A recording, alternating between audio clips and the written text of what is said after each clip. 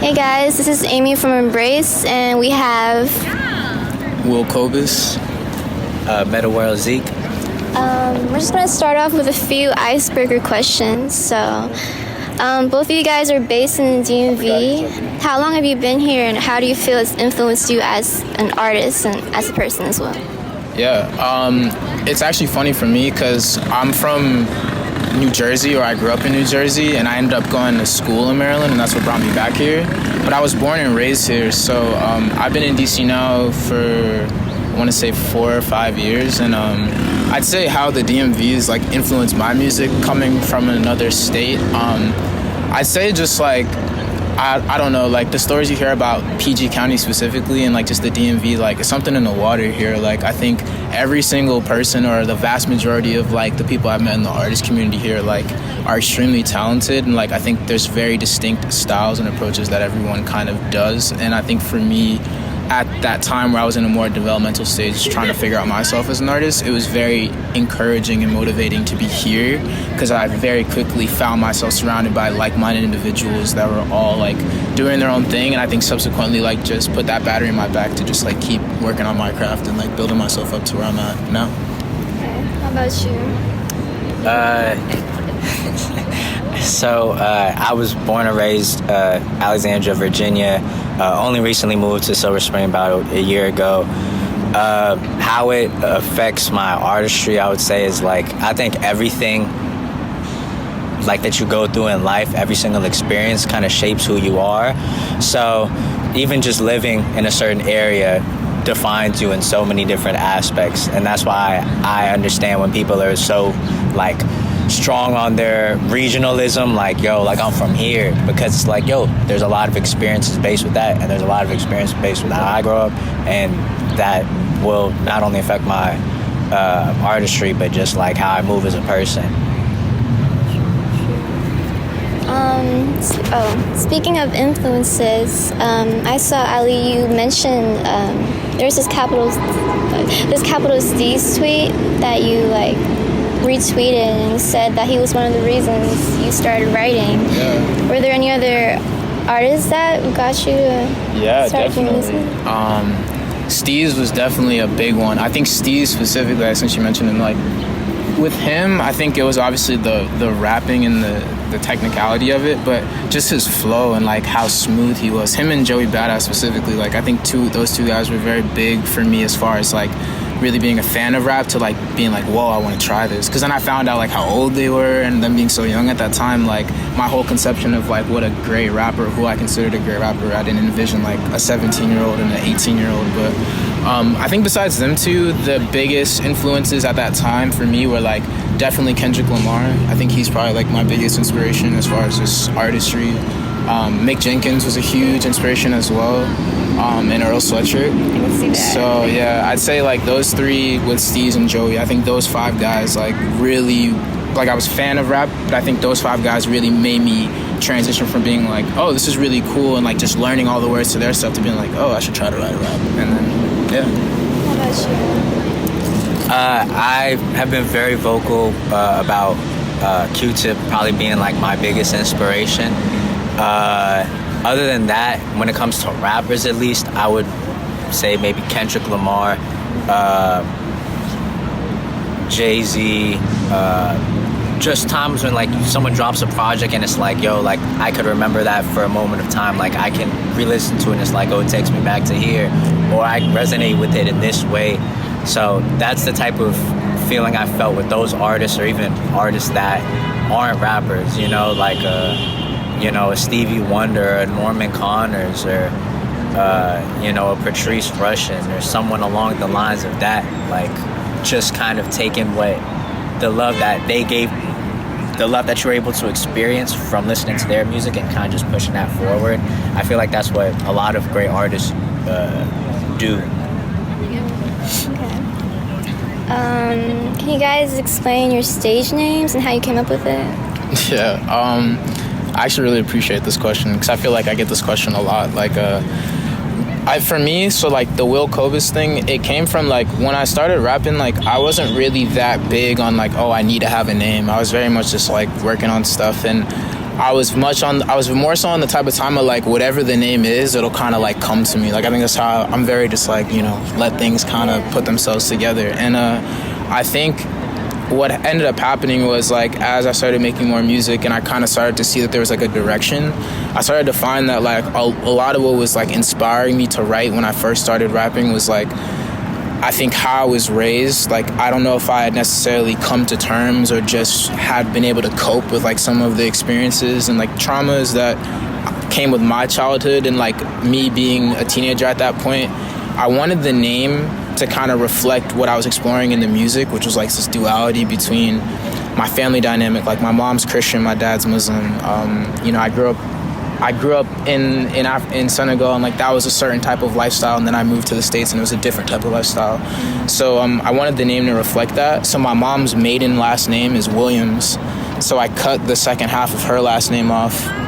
And the Kobus part comes from like this story that my aunt used to tell me when I was young. My uncle, one of my favorite uncles growing up, he lived in Italy for a period of time, and he was the only African that lived on his street where he lived in Rome. And I remember he used to tell me like there was this nickname, like this name they called him, and it was Kobus. And I never knew like what the translation was or if there was some direct correlation. I've looked it up, I couldn't find it, so I'm assuming some type of slang term or something. But basically I always just associated that with like him and like that side of my family. So it's literally like a culmination of like, you know, my mom's last name with my this term or this phrase that I was associated with my dad's side of the family.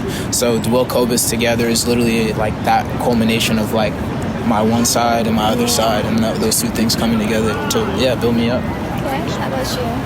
I'm glad you asked that question because I had no idea why the fuck his name was Will Kobus. And it was like, you know what, he'll just tell me sooner or later. I'll just find out. You didn't know that? I swear on everything I did. That's crazy. I thought what? I been thought y'all knew that. Okay, well there you go. Oh, my friend, hey man, the people know, my friends know, everybody knows. What's it called? I've had this name for about like, I'd say it's been like 10 years. Like it's been like my Twitter, like Xbox name, all that. Mettaworldzeke comes from the basketball player Ron Artest, who changed his name to Metta World Peace. And I don't know, I just really resonate with that dude. Like I feel like he was just a real misunderstood character, but I really just like fucked with him. Like genuinely. Like I've watched his documentaries and stuff like that. Like I really rock with dude. So like honestly, embodying that name, like I have no issue being tied to that. Okay. How'd you two meet? So the way me and Zeke met was we talked about this before the other day actually, and apparently I had it confused, like flip-flop. So I thought the first time we met was at a show, but we actually met at a record shop in Silver Spring called Joe's Record Shop, which is like a record shop that a mutual friend of ours, our friend Yomi, would go to a lot. And we just know a lot of people that like play beats in there. It's like a little producer community in there. And Zeke, I think I went one time because my friend at the time was making beats and he went to go play some beats. And Zeke was just there. Like he's really big into like he was talking about music and sampling and stuff. Like he was just there looking at records, just kind of chilling. And just walked over, introduced myself. And it was cool. I think the first time we met, it was more of like all right, like, nice to meet you. And it was kind of, we just went about our day.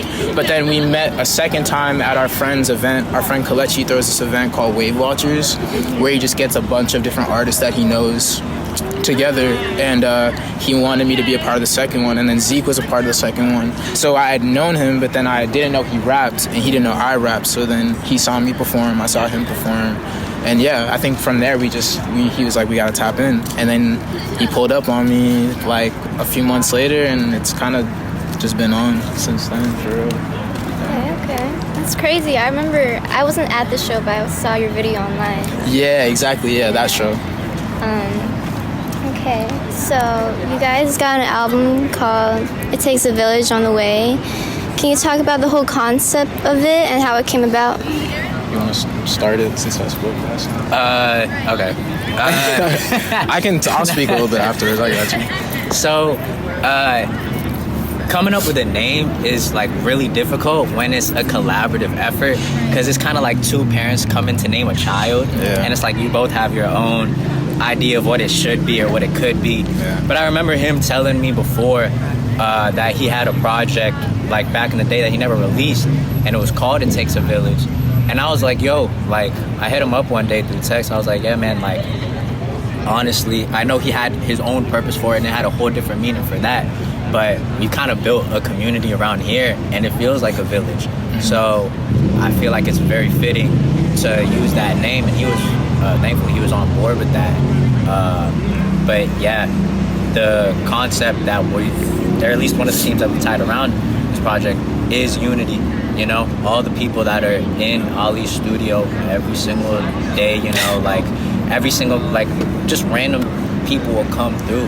And I really got to give a big ups to Ali, because he's kind of like the conductor of that space, of that environment, and being able to create an environment that people feel free to be themselves and create and, you know, not feel judged and all that type of stuff. Like, it creates like special music. So Yeah. I mean, yeah, everything he said. I think for me, like, it's cool because like you said, that was the first project I ever made with my friend. Actually, like, it was called It Takes a Village, because I think at that time, like, I was very much like in a state of gratitude, kind of talking about what I was talking about with like just my family dynamic and stuff. I think like being in a transitional state where I was going to college at that time, It Takes a Village was just more like a statement of gratitude for like the people and mentors I had in my life that guided me and were able to help me get through what I got through to even like make it to school. But like, yeah, I think when Zeke brought it back up, like it made so much sense, because I feel like I've always been yearning for like a community of people to work with, and I think a lot of artists yearn for that. But I think the difference between me and maybe other people is like I wasn't necessarily willing to just like link up with anybody just for the sake of linking up. Like, I think it's very important to have like genuine connections and relationships with people you work with. And it's like all these people are like, Troy is like my friend, Zeke is my friend, like we make music together, he's a great artist, I work with him because he's dope, but like he's my friend, like I care about him. So I just think like that type of energy is definitely very present, like he said. And I think like a big thing for all of us realizing is like we're way stronger together than like apart. Like, so the fact that we're all in a state where we have this much talent around us and we recognize it, and everybody's this willing to like pour into each other's cups, for lack of a better word. Yeah, I just think it made so much sense to like name it that, and for people to honestly lead the year with that too, because I think it's really going to set the tone for just like what we're doing in general, like for the year and to come. And I think that's also what just makes us a little bit different, because I think there's a lot of people that make music that are dope, and a lot of collectives and crews that make music that are dope, but I don't think it's very often that you find people where it's like the music is great, but the love is there, and it's like a real family. It's not just like, you know, something for the music or something like sport on a record. It's like, you know, we really all like gone through some things and like have really been there for each other. So it goes a lot further than the music.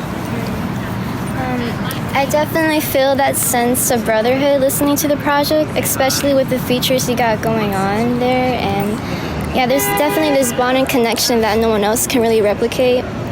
And such as the humor you guys share. More specifically, Butterfingers and the Day After Day interlude. I was playing that on loop. It was funny as fuck. Like, who did the voice, the girl voice in the interlude? Was that you? Yeah, that was our good man's Jabril. Oh. Shout out Rez Palace. If you know, you know. But yeah, that's our boy.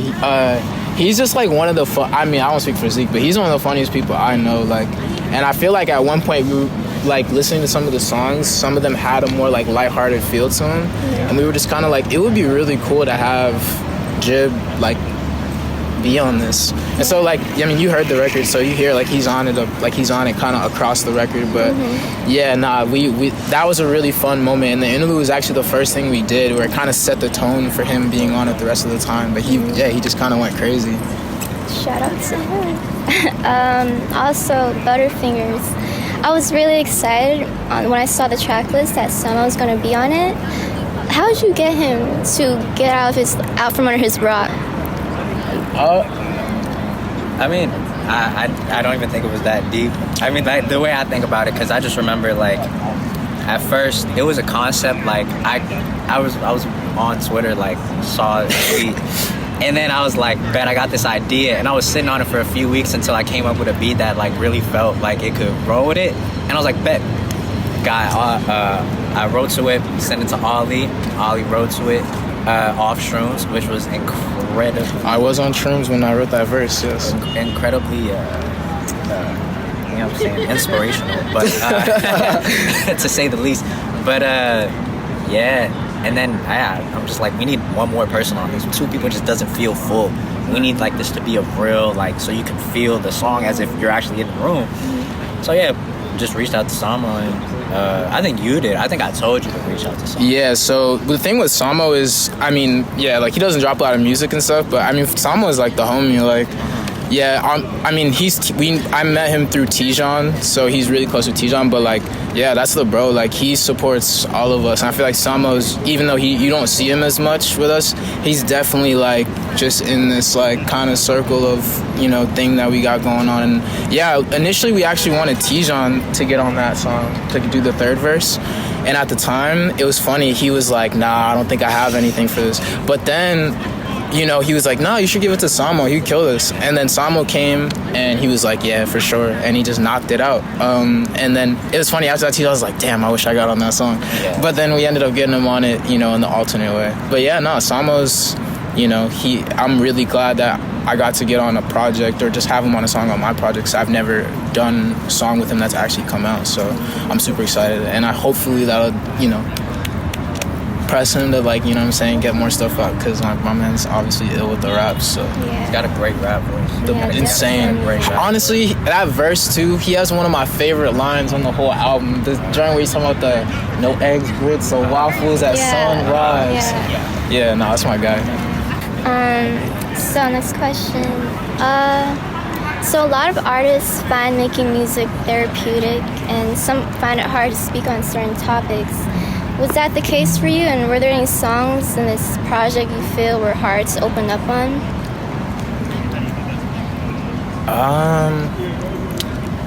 No. I think for me, no. Just because what Zeke was saying before, I think that's something that's really big for me, is like, at least with the studio space, it's like, if I can't, and this is like, I feel very comfortable in my own space creating, like I don't feel any limitations like what I can or can't say, even if it's something that is more like intimate or personal, just because I think what Zeke was talking about with like the culture that I feel like I was kind of intentional in building, where it's like I'm comfortable enough saying anything or expressing myself in any type of way, because I know that like he's not going to judge me, and like Troy's not going to judge me, and Tijan's not going to judge me. So I think if I worked with different people and maybe those connections weren't as strong, it would have been a little bit harder. But I feel like for the most part, it was pretty easy for me to like open up. Some of the songs are more lighthearted, it's not that serious, but then even for the songs that are a little bit more personal, like maybe like when you're writing it, you're thinking like, damn, I can't believe I'm saying this, but it's not something that I'm actually like vocalizing to them, because it's not really something that I feel like they ever really made me feel strange about having a perspective on something. Does it make you nervous, like knowing that other people are gonna hear it? No, and I think it doesn't, because I think a big part of being an artist, or at least something that I had to learn in growing as an artist, is that like you have to live your truth, and like I've like learned to just like build a relationship with myself to the point where like I feel like I have a strong affinity and like love and respect for myself, and I think that like ultimately whatever I put out, whether people understand it or they don't understand it, I think more so a lot of times when I'm creating, I'm not thinking as much about how someone's going to receive something as much as like the release of getting it off. And I think that like a lot of the way I was approaching writing, especially with this project, was like a lot more in the moment. Like you hear a beat and it was like, all right, let me just write, and like just not even like think about it, overthink it too much, just say what's on my heart. And I think like there's a degree sometimes where you're like, damn, I mean, you know, this person's gonna know this about me or that about me, but I think that like I've worked through all of those things already to the point where like there's nothing someone can say to me or like do to me that's gonna like change the way I perceive myself, because I know I'm not defined by what I go through. Exactly. I'm more so defined by like how I move forward. Yeah. So. Sure. How about you? Yeah, the total fucking opposite. No, it's definitely hard to speak on some shit, because it's like, if you're saying something that's like real personal to you, then it's like, yo, you really like out here, like you butt booty naked on this track, like anybody can see you, you know, like know what's on your mind, know the type of shit you go through. So like when I so like sometimes when I hear back at some of the tracks, like in some of my parts, like I don't know, also partially because I'm a very big critic of myself. It's like, damn, like I'd be like, damn, I'm really about to let people hear this shit, like this shit that's really on my mind. But at the same time, it would be very untrue if I didn't do that. So it's like, it's just some shit you gotta live with. And in the track Stepping Stones, there's this part where Troy's explaining what it means when it takes a village. And he explains it a lot better than I can, but what do you want people to take from this project? With that, yeah. I think what I want people to take away from it is, well, I want people to take away really, like we were talking about, just that communal aspect, because I really think that like that is a special thing. I think that like, again, like you're gonna hear it and you're gonna be like, damn, like, you know, he's going crazy, like Z's going crazy. Like I think at this point, like I'm very confident like my music and like all my friends' ability to like make good music, but I think what separates it is like when you hear it, you feel that like camaraderie. Like even when we put out Obi-Wan, I remember someone had reached out to me and was just like, I could feel the love in this, like I could feel the brotherhood in this, and like that meant a lot, because like that's the shit that I feel like is what resonates with people. It's not always about like the craziest bars or like the craziest beat, but just like, nah, like these dudes really are in here like figuring it out, and you hear that chemistry. So I just hope that people like from it get a gauge in like this community that we're building, and ultimately I think if anything else just like keeps them engaged with what we have to come, because I feel like this is definitely just like setting the tone for what we're gonna do next. And like this isn't like a one-off thing, you know what I mean, as far as like me working with Zeke or me working with Tijan or these people that like, this is like gonna be a continuous thing that we're gonna keep kind of evolving in and growing in together. So it's kind of just like bringing people along for the ride, and hopefully they, you know, feel inclined to stay and just see where it goes. How about you? I think he put that like really well. But yeah, no, I want like people to know like, yo, like this nigga's my man. Like Ali's my brother, you know, and we're making music, and you know, everyone on the project, you know, like they all mean something to us. It's like there are parts where it's like, yo, like we had tracks and it was like all these tracks are pretty much done, but it's like, no, but I gotta hear Troy on this project. I have to have Swami's voice on this project, you know, just so people understand like, yo, these are all, I have to have Jib on this project. That's my brother. We have to have like people need to know like, we are really a family. This is a community. This is a village. Yeah. What do you feel like was your best memory making this project together? Damn, there's so many good ones, I feel like, for real. Because honestly, I'm not gonna lie, I made this project and something else like at the same time, and I'm not gonna lie, like I think that last year like was the most fun I've had making music, like since I started making music. Just that feeling of like when you're starting and it's just you and you're just like trying to figure shit out. Like I feel like sometimes you get in a space where you're like chasing, and so like I feel like there were so many moments. But I know for me specifically, one thing that I really, really think back to a lot, it's not even a song that was on this, I'm trying to think, no, it's not on the project, but we made it during this time, was it's this one joint, it's untitled, and it's me, Zeke, Yomi, and Tijan are on it. But I just remember like the energy of like the room and like just the vibe of that day. And like to this day, like that session is like one of my favorite sessions I've ever like been a part of, just cause it was weird. Like the beat was really fire and everybody was kind of like doing their own thing at first, like writing. But I feel like once everyone kind of figured out what was going on and everybody locked in and clicked and did their parts, I just remember like we were all sitting there just like, yo, what the fuck? Like this is hard. Like, and we were going crazy like in the house, like just geeking, like, yo, he said this, he said that. Like it was just like one of those moments where like, I don't know, I feel like a lot of times in the studio I'm very like focused, so I'm always like the most, but I remember that was one of those times where I very vividly remember just being like a kid, you know, just like almost like hearing somebody else's, like when that feeling you get when you hear something, you're like, damn. But it was like, damn, we really made this shit. So yeah, that was probably my favorite memory of just like all the sessions we had. I specifically remember that session, and Tijon is definitely one of my favorite people in the studio because I know the conversation we had in that session, and we never have a serious conversation ever. And that's one of my favorite parts of the whole thing, just like the people that come through, like Ollie be geeking, Tijon be geeking, all that. But there's no specific one memory that really does it for me, truthfully.